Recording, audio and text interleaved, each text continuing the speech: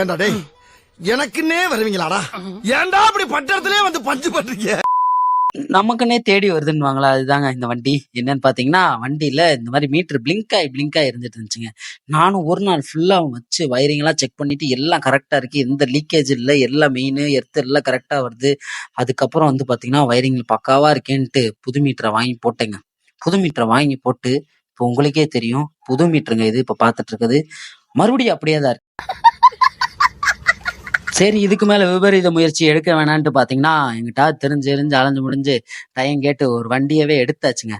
அந்த வண்டி இன்னொரு வண்டி ஸ்பேர் வண்டி எடுத்து அதுல உள்ள இசிஎம் எல்லாத்தையும் எடுத்து போட்டு பார்த்தாலும் அப்படியே தாங்க இருந்துச்சுங்க.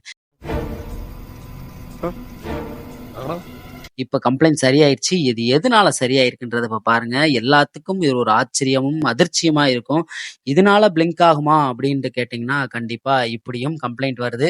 ஏன்னா அதுக்கெல்லாம் BS6ல நமக்கு வந்து ஒரு பாடம் கத்துக் கொடுக்குற மாதிரி தினமும் நம்ம வந்து ஒரு ஒரு பிரச்சனையா பார்த்துட்டு இருக்கோம். எதனால அப்படியாச்சு வயரிங் கிட்டோ இசிஎம்மோ இதனால கிடையாதுங்க.